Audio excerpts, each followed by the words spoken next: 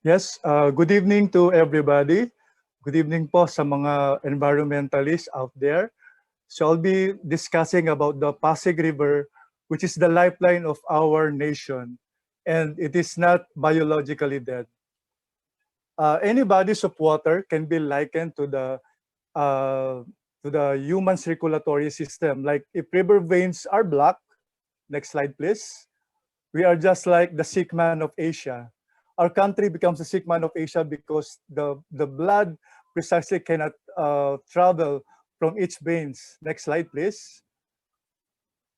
Whereas, next slide, if the blood vessels are free to flow, we are strong man, like what we did in the Pasig River some time ago. The next picture will show you the state of the Pasig River. Tributaries. This is in 2009 and 2010, wherein most of the tributaries that feeds the Pasig River are in this bad situation. San Juan River, Estero de Bitas, De La Reina, Binondo, TIP area, and Quiapo, and Estero de Magdalena. We started first with the next slide, Estero de Paco before. The Estero de Paco is one of the most troublesome estero feeding to the Pasig River. But it is a 3 kilometers stretch and housed to around more than 1,000 informal settlers living in the 3 meters easements. Next slide, please. This is the Stero de Paco before. Next slide. Yeah, this is the Stero de Paco now. Next, please. At present, when we rehabilitated it in 2010 and 2011, the people living in the area can use it on a weekend as their area to socialize and enjoy each other's company. Next slide, please. So next slide. So you could see that when we rehabilitate the steros, we won't be able to see dirt, mud, and garbage floating anymore. I'll be showing you next is a 1 minute video. Next slide, please.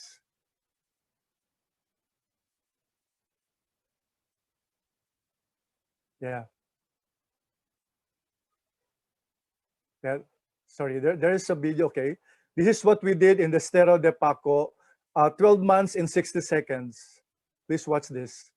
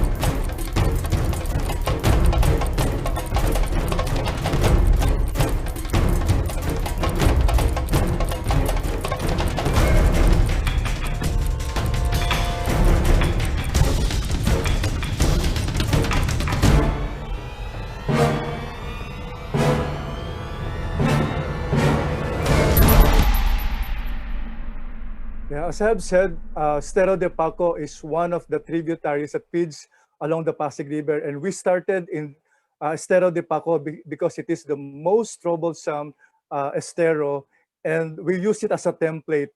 When we clean it, most of the people there are using it now as their area for their relaxation.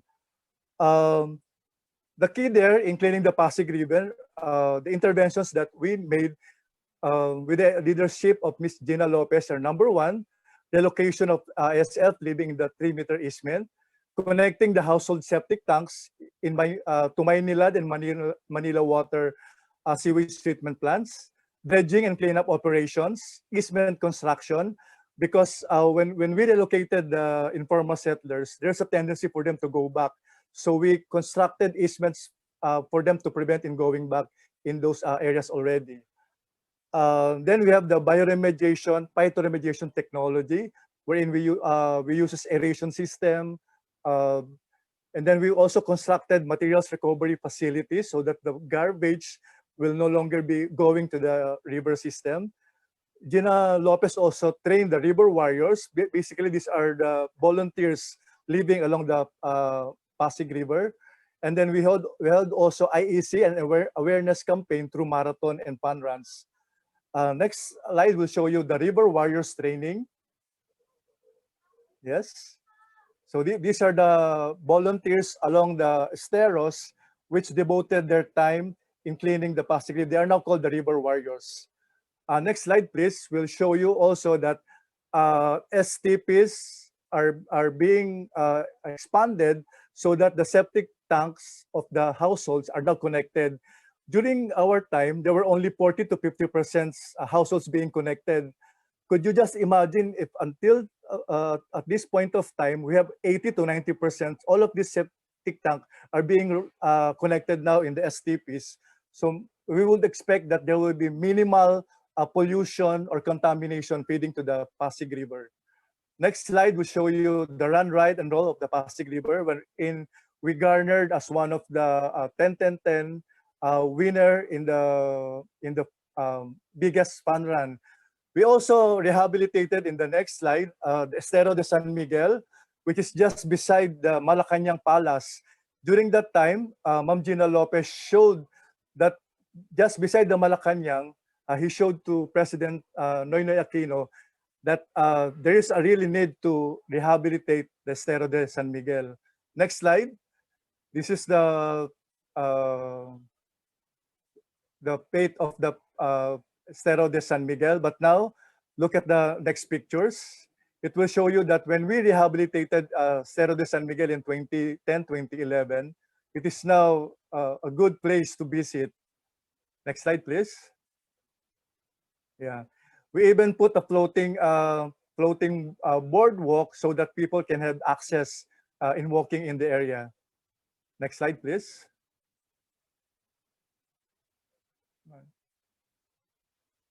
Okay, so in showing you all of these pictures and in showing you all of the interventions made by the Kapit Bisig para sa Ilog Pasig and the Pasig River Rehabilitation Commission, we can conclude that Pasig River is not biologically dead. Though in 1990 it was declared as biologically dead, but with the interventions of Piso para sa Pasig, of the Sagip Pasig movement, and the KBPIP and the PRRC, Pasig River is no longer dead. So shout out to those people who are saying that Pasig River is dead. The next slide will show you the water quality, the 10-year water quality data of the Pasig River taken from different points. There are 14 PRUMS area wherein we get samples of that and then analyze it and then made an historical evaluation of that. So this chart shows us that the dissolved oxygen level from 2009 to 2018, though it's slightly failing, but we are achieving a positive data or positive numbers. The dissolved oxygen level is one of the most important parameters in assessing the river quality. The higher the dissolved oxygen level, the higher the survival rate of fish and other aquatic organisms. Normally, we were getting 0 before, but now we're getting a figure of 2.9, 2.7, 2.8. Next slide, please. The biochemical oxygen demand is another parameter that we are monitoring. It is the amount of oxygen considered and other microorganisms while they decompose organic matters. The higher the BOD level can cause a decrease in oxygen of receiving waters, which causes the death of some organisms. In here, the standard is around 10 ppm, but we were achieving around 18.5 in 2009, and we were able to achieve 9.8 in 2012. This is just cleaning the tributaries feeding to the Pasig River, not, not yet entirely the Pasig River itself. In the next slide, we are comparing the BOD level of the Pasig River vis-a-vis the BOD level of the Manila Bay area. So in the Manila Bay, relatively low yung nakukuha natin doon, but in the Pasig River, meron pa talagang effort na kailangan gawin, considering that we just started with tributaries. On the next slide, we will see the water quality in terms of the, next slide please, in terms of the coliform bacteria present. In 2009, when we started rehabilitating the steros, we were getting trillions and billions of a most probable number of the coliform bacteria. But as we progress, it reduced now to around millions and thousands na lang. The acceptable value there is around 5,000, most probable number. Next slide, please. So we are also superimposing the E. coli in the data in the previous slide. So we can conclude that Pasig River is not dead. One measure that we can deduce is that the birds flying on top of the Pasig River. In 2020, there's a sighting of the seagull. In migratory birds who rest along the Pasig River from the miles of light. And in the next slide also, there are ferns and other birds flying on top of the Pasig River. Because the Pasig River is alive and the circles of life is very much alive in the Pasig River. There are plankton microorganisms being eaten by the fishes, and the fishes can now be eaten by these flying birds in the area. So nobody can say now that the Pasig River is dead. Next slide will show us the benefits of rehabilitating the Pasig River. There is a study conducted that rehabilitating the Pasig River will give us the following benefits. Number one, it gives us less flooding in the area. Next slide, please. It gives us health benefit. It gives us motivation to clean up for the people living in the Pasig area in the 3-meter easement. There's a greater life satisfaction, around 97%, and most of the people living in the area are getting more exercised and they have greater peace of mind. This is what we envision of the Pasig River. And the next slide, we will be planting more of the mangrove plants in the area. Next slide, the mouth of the Pasig River feeds to the Manila Bay area, wherein we intend to put more mangrove in the area and have it as a next slide, and have it as an area for navigating a ferry boat. Next slide, please. This is the Guadalupe in Makati area. So we intend to do more mangrove plants in the area. Next slide. Yes. So that's the vision of the Pasig River. More on green and more of area being used for navigation. Not on this when you construct highway on top of the Pasig River.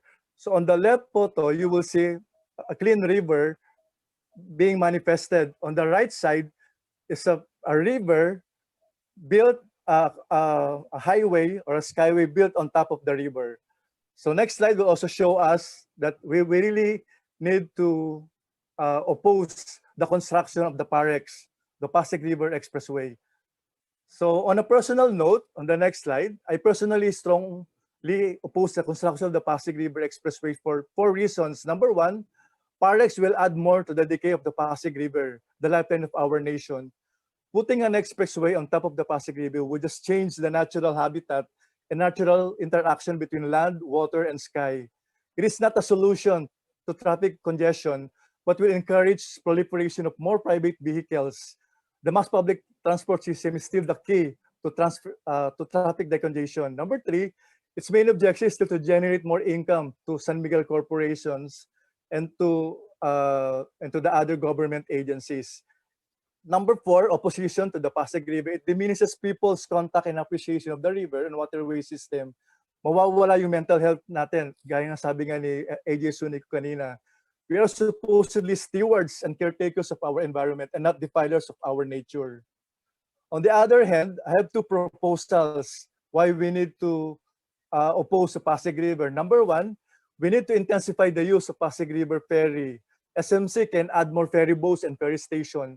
Much better if they can apply for its private operations. And number two, we need to maximize the utilization of Circumferential Road 6 from Metro Manila to Rizal area rather than building a highway on top of the Pasig River. Mas maganda i-utilize natin yung existing road circumferential and doon sila mag-build ngayon ng mga tollway system. Pwede rin nilang maging maging intuitive in collecting a toll fee na magpapalit sila ng mga products ng San Miguel. So let's give back and preserve our environment for our future generations to enjoy it. So I say no to PAREX River. Thank you very much and thank you to ICOMOS for inviting me. Salamat po sa lahat.